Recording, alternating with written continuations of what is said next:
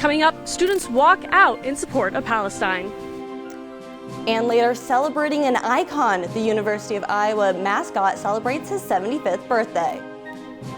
Relive greatness, a look back on Caitlin Clark's legendary run as a Hawkeye. Rain or shine, yesterday saw tons of rain, but today sees tons of sun. I'll have more about the warm weather ahead.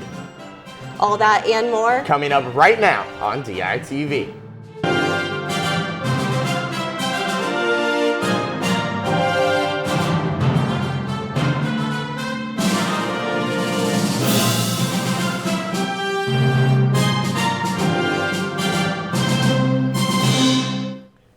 Good morning from Iowa City. Thank you so much for tuning in to our final show of the semester. Today is Friday, May 3rd. I'm Ashley Wheel. And I'm Michael Merrick. And for our top story of the day, we have DITV's Kara Doolin live right now at Iowa City High School, where a planned protest is taking place. Kara, can you tell us what's going on? Yeah, good. Thanks, Ashley. I'm live outside now at Iowa City High School, where several students have organized an all-day walkout to protest the U.S.'s involvement in the Israel-Hamas war. I'm here with the organizers right now. The organization is City Students for Palestine. Guys, can you just tell me a little bit about why you organized this event and why it was important to you? Do you want me to go first? Okay. So we organized this event in solidarity with the Columbia students and the other students across the country and the world protesting at universities by doing encampments similar to ours, and especially because they want their universities to divest from their ties with Israel. And specifically ours is in solidarity with them, as well as to protest against the Israeli government and American involvement in supporting Israel. And then what do you hope to accomplish today? Yeah, so we just hope to raise awareness for this issue, especially at our high school. We're trying to get some more involvement in these global issues that have a real impact here at home. And so, yeah, we're just hoping to get eyes on it so that people pay attention to what's going on. Perfect, thank you so much. And now the walkout is scheduled from 8:30 to 3:15 today, so I'll check back in later to see what's going on. For now, I'll send it back to you guys in the studio. Thank you, Kara, for that update. We're going to now send it to the third member of our team. DITV's David Consuelos is live now with our weather forecast. Yeah, Michael, what an interesting question, because yesterday was not the nicest with all the rain, but today tells a different story.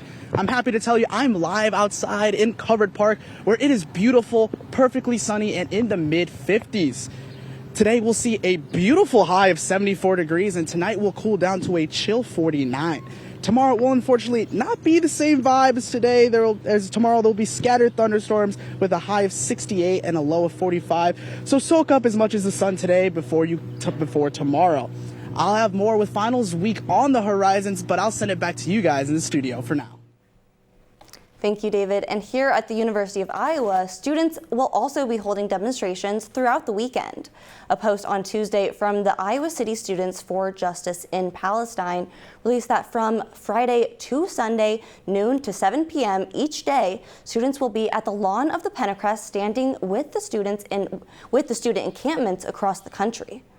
It was noted and then reiterated in a post Wednesday that these demonstrations will not be encampments. They instead will push their goal of disinvestment from the university. And with the recent protests on college campuses, Iowa lawmakers are commenting on what they've been seeing. We now have DITV's Claire Green live in the newsroom with what Iowa lawmakers are saying about these protests. Yes, Ashley, with both Senator Joni Ernst and Governor Kim Reynolds have issued their thoughts on these protests. With protests on major campuses of Columbia, UCLA, and Texas, urged for the further rise of violence and escalation of the protests to stop. Now, we all support everyone's First Amendment right to free speech, but this is not free speech. Again, it's incitement of violence. Governor Reynolds, along with other Republican governors, came together in solidarity with the Jewish community and recognized May as Jewish and Heritage Month.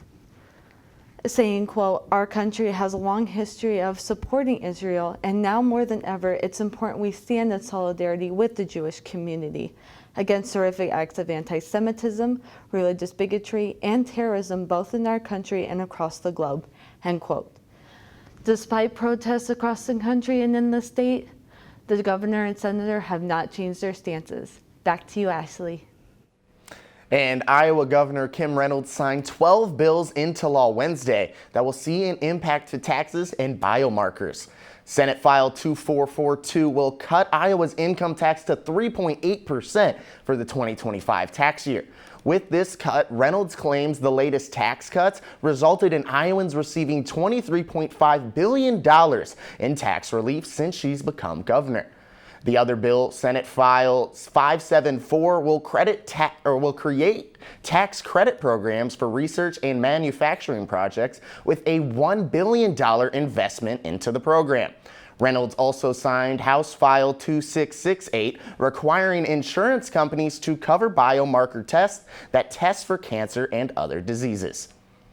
Governor Kim Reynolds has requested a presidential disaster declaration for Iowans affected by the severe weather on April 26th.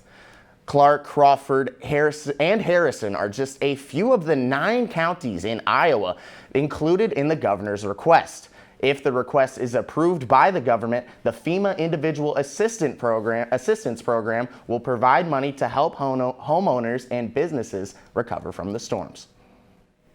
Standing united, Iowa City community members marched for migrants. DITV's Jace Bertrand was at the protest to learn about how members of the community got involved. Iowa City residents are standing in solidarity with immigrants not just across the state, but around the world. It's a very special day for us, immigrants. Nearly 200 protesters met at College Green Park before marching through the streets of Iowa City towards City Hall. The march was done in solidarity with nearly 2,000 protesters in Des Moines, Cedar Rapids, and the Quad Cities. Creemos que sea un mensaje, un impacto para que la gobernadora, sus sucesores vean que necesita de la comunidad inmigrante para salir adelante y el desarrollo de este estado. Many at the protest spoke out against Governor Kim Reynolds' signing of a controversial bill which makes illegal immigration a crime in Iowa. Under this bill, immigrants can be charged with a misdemeanor if they have been denied entry into the U.S. or have been deported. We want to send a message today that first, hate never is going to win. Love is the answer. The bill is set to go into effect July 1st, although protesters are calling on courts to overturn it. They don't want to be afraid anymore.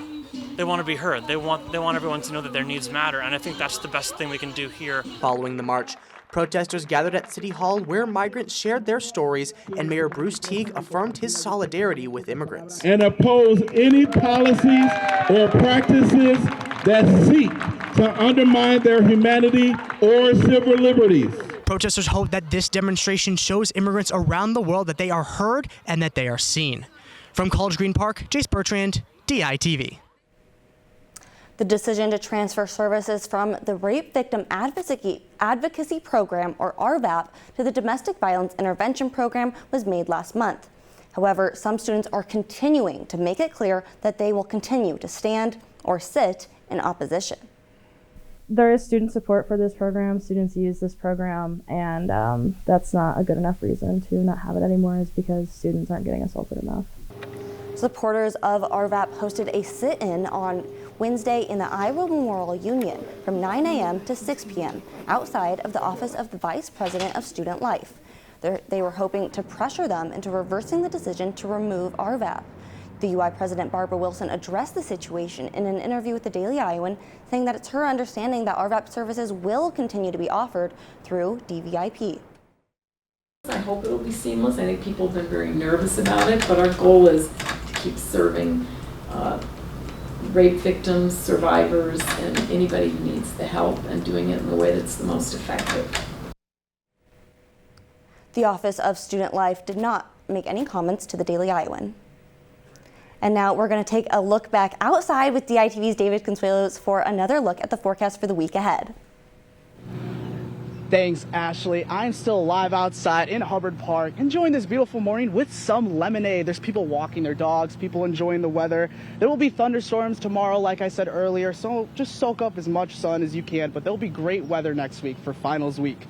Let's take a look at the week ahead, and oh my, that is so beautiful. The majority of next week will be in the mid-70s. The entire week will be all sunny, which is perfect to get some studying done and take some finals. I think I'm gonna go sit down, finish off the rest of this lemonade, and relax for a few, so I'll send it back to you guys in the studio. Thanks, David. Make sure you're relaxing for sure. But with the end of the year coming, that means it's a time of reflection. And of course, here at Iowa, it's hard to look back at the year and not bring up Caitlin Clark. Her impact on campus and the nation is indescribable. But here's a look back at Clark's legacy as a Hawkeye. You've had an incredible journey to this point, especially with the historical viewership. What would you say to kids striving to be you right now? With the first pick in the 2024 WNBA draft, the Indiana Fever select Caitlin Clark, University of Iowa. Caitlin Clark. Caitlin Clark. Caitlin Clark fans. You know, this is what I kind of set up my entire career is like, nobody really believed other than myself. I think confidence, as a young girl, like just have confidence, a young boy, have confidence in yourself and confidence in whatever you want to be. And she came in as a freshman and she said, we're going to the Final Four. And a lot of people laughed at her and maybe even laughed at her for coming to Iowa, quite honestly. But she believed, we believed, and she got everybody else in that locker room to believe. And that is not an easy thing to do. If you don't like women's basketball after today, you just don't like basketball. Last night was a night where everyone figured that history was going to be made, but Caitlin Clark decided that one record just wasn't enough. Within 24 hours of breaking the scoring record on Thursday night, Caitlin Clark has sold more merchandise than any other collegiate athlete since the NIL standards were set back in 2021. Caitlin Clark became the women's all-time leading scorer, but tonight she became college basketball's all-time leading scorer. And the mythical mastery of Caitlin Clark continues. Clark for the win!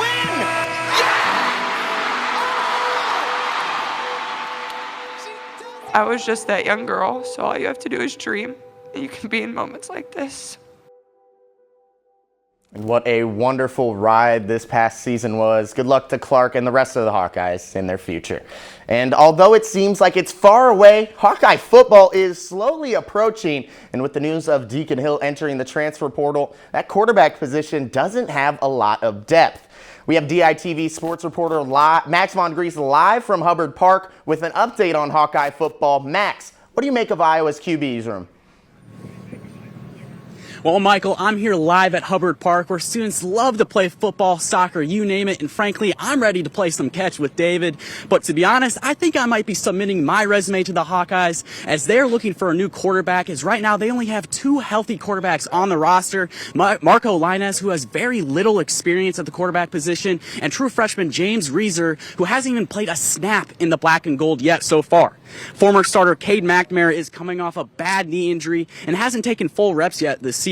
And Deacon Hill, who was taking all the first team reps at the beginning of the spring ball and started the majority of the season last year, is looking for a new team in the transfer portal. It will be interesting to see what new offensive coordinator Tim Lester will do, but a lot of talk has been that the Hawks are targeting former Northwestern quarterback Brendan Sullivan in the transfer portal. Sullivan threw for 713 yards and had 6 total touchdowns in only 5 games for the Wildcats. Regardless of who the quarterback is going to be next season, the Hawkeyes will have to figure out who's going to be taking the snaps under center.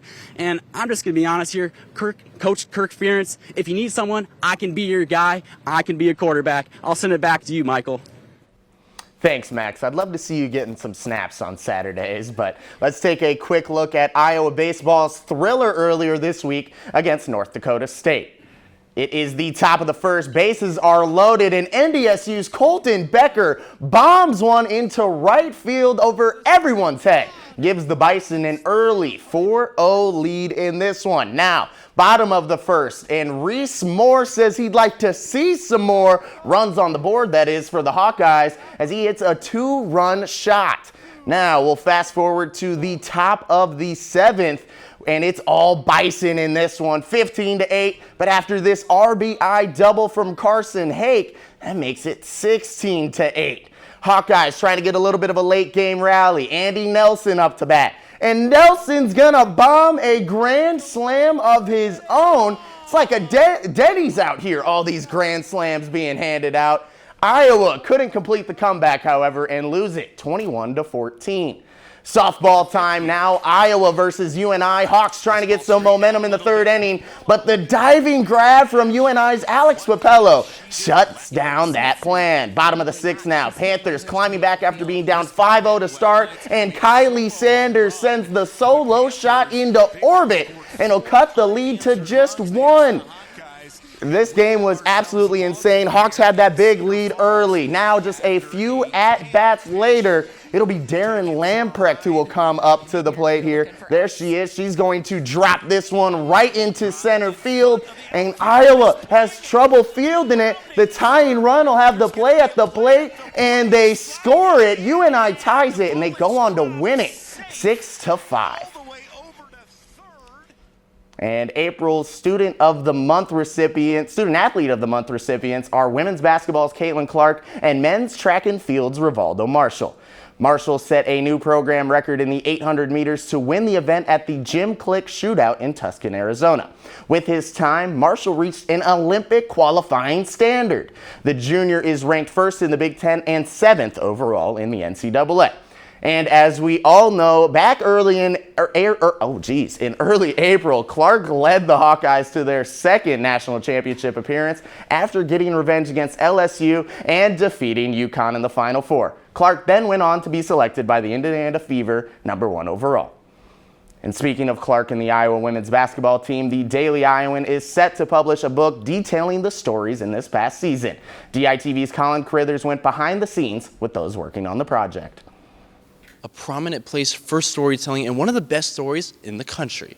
Iowa women's basketball has been the forefront of collegiate athletics, and now the Daily Iowan is providing fans a new way to view their story from a completely new lens. I think what's unique about the coverage that the students at the Doc Workshop, J School, and Daily Iowan have done is it's a very personal look. The book stories with photos from the beginning of the season with Media Day all the way up until the national championship. Documenting a historic moment for the Iowa women's basketball team, but also a historic moment for women's sports as an entirety. But it's also showing other stories of high school sports, fans, this national attention that the team had. The Daily Iowan has collaborated with the School of Journalism to show the team's personality and impact with visual storytelling. It's really satisfying to finally be able to show that work because a lot of people don't, because they're not there, they don't know what it's like to be behind the scenes, but it all comes together to this culmination of a wonderful story. Despite the long process and struggles, the team is looking forward to releasing an exciting piece. By the end of it, I was just so excited to be able to tell their story, and I feel very grateful for the opportunity. The Daily Iowan is in the final stages of the book, and it should be in people's hands in the coming weeks. From the Adler Journalism Building, Colin Crithers, DITV. So much excitement on campus, and speaking of, it's continued with Herky on Parade. Got started on Wednesday to celebrate the mascot's 75th birthday. DITV's Brady Barron talked with organizers and artists about these new installments. This Herky statue right next to me is the IMU Centennial Herky in celebration of 100 years of the Iowa Memorial Union, but this is just one of the 99 Herky statues unveiled across the Iowa City area and one of 260 designs from 150 different artists for consideration for Herky on Parade. In 2004 and 2014, Herky on Parade placed statues across Iowa City, Coralville, and North Liberty, but this year they added a couple new communities. Our community and county just continues to grow, and so it's great that we are able to expand into Solon and Tiffin. Great communities, and they couldn't be more excited to have Herky and be part of Herky on Parade. For the artists of these statues, Herky on Parade gave them a chance to create art for the Iowa City community to enjoy while being a part of this historic Hawkeye tradition. We just have enjoyed having our artwork on display for our family and friends to see, but then just to kind of be a part of some of the history. I just think it's a great celebration of what we do here. The community comes together for very few things, but one of the things we come together for is Herky. And while this Herky, along with his 98 other buddies, were unveiled on Wednesday, there's still one more special golden Herky left to be unveiled sometime in the month of June in a hidden location. All 100 of these Herkies are going to be on display all summer long. All you're going to see is a line of kids wanting to go get their photo with and just check the box, and go see all 100. I didn't realize there were going to be 100 of them, so I'm walking around with my camera, finding all of them that I can and taking pictures of them. All of the Herky statues will come together one last time at the end of the summer for Fri Fest before being auctioned off, with all of the proceeds going to the art education programs at the Iowa City Community School District and the Clear Creek Amana School District. From the IMU, Brady Barrett, DITV. Hancher Auditorium announced their 2024 to 2025 Broadway series package on Wednesday.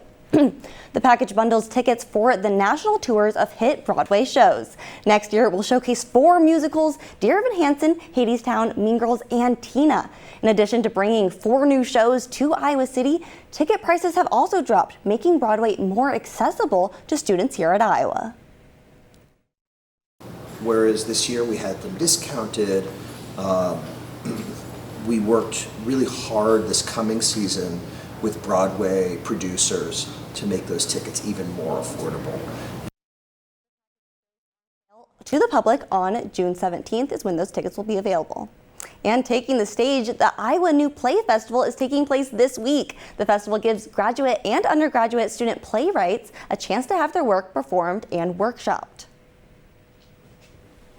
But everything you see is fully produced and fully staged, but it's all one big festival. This year, 4 graduate works were in full production, with 2 featuring music and song. And so it's fun in that we get 2 different ways that music is being used by a playwright. Christopher Lysick is an MFA playwriting student at Iowa and is the playwright and composer for American Results. So it's a spooky play. It deals with themes of immigration, deals with mythology and ghosts and women who live in rivers and kill men and all that fun stuff. The final production of this year's festival, Razor Creek, a folk rock sci-fi musical, premieres tonight. Razor Creek is a really tender story that is about community and belonging, and I can't wait for them to experience that with us. So it's been really exciting to just be a part of a musical, and not only a musical, but a new musical, which is crazy because there's nothing to listen to soundtrack-wise. It's all you, and so that's been pretty cool to just try out new things. All that, plus having a limited rehearsal time and finals right around the corner, has made this production an exciting challenge. Really amazing experience for our actors to be able to do this, because this is the type of work they're going to do when they go to New York or other bigger cities that are in development, especially with new musicals. All these shows offer unique opportunities to see plays come to life, and have actors and crew have opportunities to work with new, never done before work.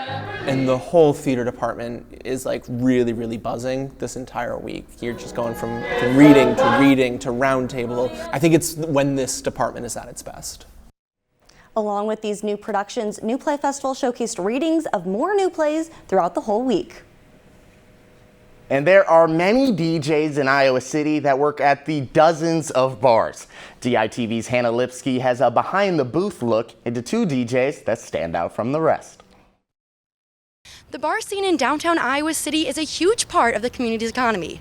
There are a lot of people that go into running these bars, from bartenders and bouncers to DJs, who set the tone all night long, or at least until bar close. I feel like I've really built a community with everyone here. It's helped me connect with so many other people that I would have not met before. Emma is breaking down barriers, being the only female DJ in Iowa City. I'd try to go up to other DJs, and they're mainly men, and I'd say, hey, I'm trying to become a DJ, I want to learn from you.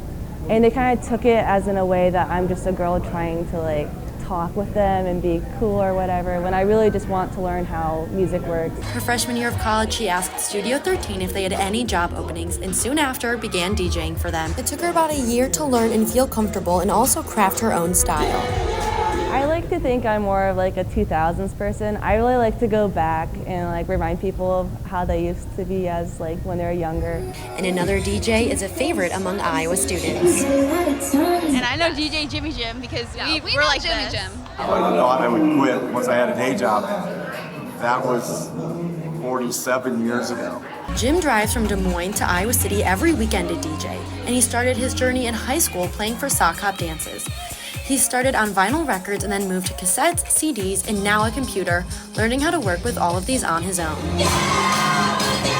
When I walk into the booth to start the show, I don't know what I'm going to start with a lot of times because I totally depend on what the crowd feels like to me. Jim describes his style as a hands-up, sing-along guy with female-friendly music. And despite his age, he is not planning on quitting anytime soon. I certainly have a fear that at some point in time, somebody's going to say, hold out, new in, or whatever. But, you know, at that point in time, then I've had a good run. If that happens. I've been doing this a long time, had a lot of fun.